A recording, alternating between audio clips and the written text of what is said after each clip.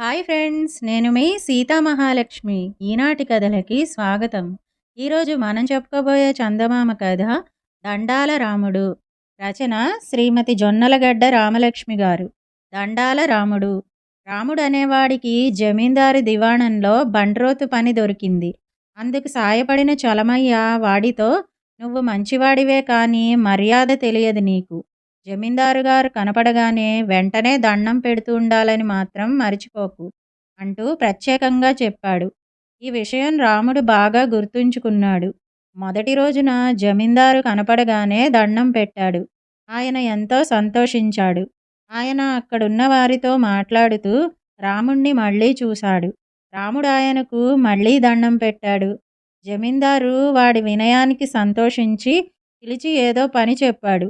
పని ముగించుకుని వచ్చి రాముడు జమీందారుకు మళ్ళీ దండం పెట్టి పని అయినట్టు చెప్పాడు. అలా వాడు జమీందారు కనబడినప్పుడల్లా దండం పెట్టడం అలవాటు చేసుకున్నాడు. జమీందారు వాడికి ప్రతిరోజు చాలాసార్లే కనిపించేవాడు. అంతేకాదు, జమీందారు అటు పక్కకు తిరిగి ఎవరితోనో మాట్లాడి మళ్ళీ రాముడి వైపు తిరగగానే వాడి వెంటనే ఆయనకు దండం పెట్టేవాడు. జమీందారు వాడి వినయానికి మెచ్చి తనకు అంగరక్షకుడుగా నియమించాడు. అప్పటి నుంచి వాడు జమీందారును వెన్నంటే ఉండసాగాడు. మామూలుగా జమీందారు ముందు నడుస్తుంటే రాముడు వెనకాలే నడిచేవాడు. వాడితో ఏమైనా చెప్పాలని తల వెనక్కు తిప్పితే రాముడు వెంటనే ఆయనకు దండం పెట్టేవాడు. ఏదైనా ఆలోచిస్తున్నప్పుడు జమీందారుకు అటు ఇటు పచారులు చేయడం అలవాటు. రాముడు అక్కడే నిలబడి ఆయన వెనక్కు తిరిగి తన వైపు వచ్చినప్పుడల్లా వాడాయనకు దండం పెట్టేవాడు. ఒకసారి జమీందారుకు మెడనొప్పి చేసింది.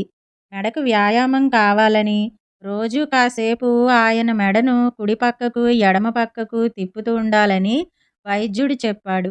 అలాంటి సమయాల్లో రాముడు ఆయన కుడి పక్కనే ఉండి ఆయన తలను కుడి పక్కకు తిప్పినప్పుడల్లా దండం పెట్టేవాడు. రాముడి దండాల గురించి దివాణంలో అందరికీ తెలిసిపోయింది. కానీ ఎవరూ వాణ్ణి వేళాకోళం చేసేవారు కాదు. ఎందుకంటే వాడు దండాలు పెడుతున్నది సాక్షాత్తు జమీందారుకు. జమీందారు కూడా దండాలు వద్దని రాముడికి చెప్పలేదు. చూస్తూ చూస్తూ తనకు లభించే దండాలను తగ్గించుకోవడం ఏ ప్రభువుకు మాత్రం ఇష్టముంటుంది చెప్పండి. ఒకరోజు తెల్లవారుజామున జమీందారు ఊరికి సమీపంలో ఉన్న పొలాలకేసి వెళుతున్నాడు. రాముడు ఆయనను అనుసరించి నడుస్తున్నాడు. అలా కొంత దూరం వెళ్ళాక ఉన్నట్టుండి దొంగ ఒకడు వెనక నుంచి వచ్చి రాముడి కాలి మీద తన్నాడు. రాముడు కిమ్మనకుండా కింద పడ్డాడు. అదే అదనుగా దొంగ ముందుకు వెళ్ళి జమీందారు మెడలోని గొలుసును గుంజుకున్నాడు. ఆయన ఉలిక్కిపడి వెనక్కు చూస్తే కింద పడి ఉన్న రాముడు ఆయనకు దండం పెట్టాడు. రాముడు లేచే స్థితిలో లేడని గ్రహించి జమీందారు తనే దొంగ వెంట పడుతూ, ఒరేయ్ రాముడు, తొందరగా లేచి దొంగను పట్టుకో అని కేక పెట్టాడు. ఆ కేక వింటూనే రాముడు లేచి నిలబడ్డాడు. వాడు పరుగు పరుగున పోయి దొంగను పట్టుకునేందుకు రెండు చేతులు సాచాడు. అయితే దొంగ రాముణ్ణి తప్పుకుని పక్క నుంచి పరిగెత్తబోయాడు. రాముడు పక్కకు కదిలి వాణ్ణి ఆపేవాడే. కానీ ఆ సమయంలో దొంగకేసి వస్తున్న జమీందారు కనిపించాడు. అంతే, రాముడు అప్రయత్నంగా రెండు చేతులు జోడించి ఆయనకు దండం పెట్టాడు. అది అవకాశంగా తీసుకుని దొంగ శరవేగంతో పారిపోయాడు. జమీందారుకు చాలా కోపం వచ్చింది. చేజేతులా దొంగను విడిచిపెట్టేశాడని రాముణ్ణాయన బాగా మందలించాడు. అయితే రాముడు చేతులు జోడించి, అయ్యా, తమరు కనబడితే దండం పెట్టకుండా ఉండలేను. అందువల్లనే దొంగ తప్పించుకుని పారిపోయాడు. నేను దండం పెట్టడం తప్పైతే చెప్పండి, అలవాటు మానుకునేందుకు ప్రయత్నిస్తాను అన్నాడు. నీ దండం వల్ల 3 కాసుల బంగారు గొలుసు పోయింది అన్నాడు జమీందారు కాస్త కోపంగా. వెంటనే రాముడు, ఆ దొంగ ముఖం నేను చూశాను. వాడు మనూరివాడే. పేరు తెలియదు. మళ్ళీ చూస్తే గుర్తుపట్టగలను. కాబట్టి తమరు చాటింపు వేయించండి. రాముడు దొంగను గుర్తుపట్టాడని మర్యాదగా గొలుసు ఇచ్చేస్తే తమరి విషయాన్ని ఇంతటితో వదిలిపెట్టేస్తారని, లేకుంటే ఊరందరినీ సమావేశపరిచి అసలు దొంగను పట్టి కఠినంగా శిక్షిస్తానని ఊరి వాళ్లకు తెలియజేయండి అన్నాడు. జమీందారు ఆ విధంగా చాటింపు వేయించాడు. మర్నాటికల్లా ఎలా వచ్చిందో ఆ గొలుసు జమీందారు పట్టెమంచం మీద పడి ఉన్నది. జమీందారు రాముడి సలహాను మెచ్చుకుని, నా గొలుసు నాకు దొరికింది గాని దొంగ ఎవడో వాడికి నా కొలువులో పనిచేసే వాళ్లతో పరిచయముంది. నువ్వెలాగైనా సరే అలాంటి వాణ్ణి గుర్తుపట్టి నాకు తెలియజెయ్యి అన్నాడు. దానికి రాముడు ఒక్క క్షణం తటపటాయించి, అయ్యా, నిజానికి నేను దొంగ ముఖం సరిగ్గా చూడలేదు. నా దండం వల్ల తమరి గొలుసు పోయిందని బాధపడి తమరిక నన్ను దండం పెట్టనివ్వరేమోనన్న దిగులుతో మెదడుకు బాగా పదును పెట్టి ఈ ఉపాయం ఆలోచించాను. నేను దొంగను గుర్తుపట్టలేనని నాకు తెలుసు కానీ దొంగకు తెలియదు కదా. పట్టుబడితే తమరు కఠినంగా శిక్షిస్తారని భయపడి వాడు గొలుసును తమకు చేరే ఏర్పాటు చేశాడు అన్నాడు. నీ చేతులకు దండాలే కాదు, నీ బుర్రలో ఉపాయాలు దండిగానే ఉన్నవి. నువ్వు దొంగను సరిగ్గా చూడనప్పుడు విషయం నాకైనా చెప్పలేదేం అని అడిగాడు జమీందారు. అయ్యా, అసలే తమరు నా మీద కోపంగా ఉన్నారు. అప్పుడు దొంగ ముఖం చూడలేదని చెప్పడం మంచిది కాదు. అదీగాక నేను దొంగ ముఖం చూశానన్నాను కాబట్టే తమరు చాటింపు వేయించారు. లేకుంటే తమరు నా ఉపాయం మీద నమ్మకముంచేవారు కాదు అన్నాడు రాముడు. జమీందారు వాడి తెలివిని, సమయస్ఫూర్తిని మెచ్చుకుని, ఒరేయ్, నాకిప్పుడెంతో సంతోషంగా ఉంది.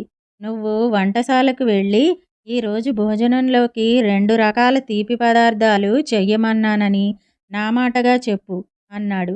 రాముడు వంటశాలకు వెళ్ళి ఆ విషయం చెబితే వంటవాడు సరేనని, ఇప్పటికే పూర్ణం బూరెలు చేశాను, రుచి చూసి ఎలాగున్నాయో చెప్పు అంటూ వాడికొక బూరె ఇచ్చాడు. రాముడది తిని ఆశ్చర్యపోయాడు. అలాంటి రుచికరమైన బూరె అంతవరకు వాడెక్కడా తిని ఉండలేదు. ఇంకొకటి అడిగి తినాలనిపించినా మొహమాటం కొద్దీ ఊరుకున్నాడు. అయితే వాడి అదృష్టం కొద్దీ తన దగ్గరకు తిరిగి వచ్చిన వాణ్ణి కొద్ది క్షణాలకే మళ్ళీ జమీందారు వంటశాలకు పంపాడు. వంటవాడు వాడికి ఇంకొక బూరె రుచి చూపించాడు. ఆ రోజు జమీందారుకేమైందో గాని రాముణ్ణి ఆగకుండా వంటశాలకు పంపుతూనే ఉన్నాడు.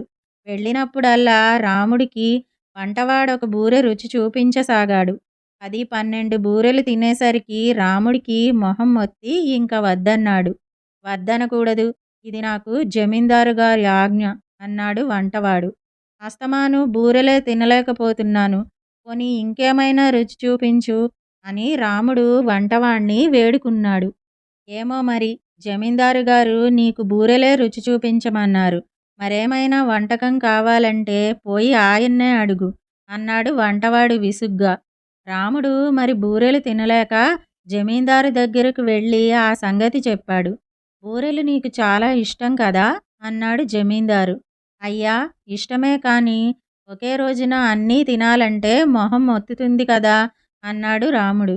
ఆ జవాబు విని జమీందారు చిరునవ్వు నవ్వి, ఒరేయ్, నువ్వు నా మనసుకు ఆహ్లాదం కలిగించాలని దండాలు పెడుతున్నావు. అది నాకిష్టం. నేను నీ పొట్టకు ఆహ్లాదం కలిగించాలని బూరెలు పెట్టించాను. అవి నీకిష్టం. మనసుకైనా మనిషికైనా మితిమీరితే మొహం మొత్తుతుంది. తెలుసుకున్నావు కదా అన్నాడు జమీందారు. అప్పటికి రాముడికి అసలు విషయం అర్థమైంది.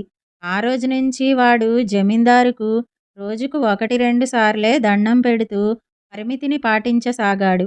అయితే వాడికి దండాల రాముడు అన్న పేరు మాత్రం అలాగే ఉండిపోయింది. ఇదండి దండాల రాముడు అనే కథ. ఈ కథ గనక మీకు నచ్చినట్టయితే లైక్, షేర్, కామెంట్ చేయండి. మరిన్ని మంచి కథల కోసం మా ఛానల్ను సబ్స్క్రైబ్ చేసుకోండి. మళ్ళీ మరొక మంచి కథతో కలుసుకుందాం. అంతవరకు వింటూనే ఉండండి ఈనాటి కథలు.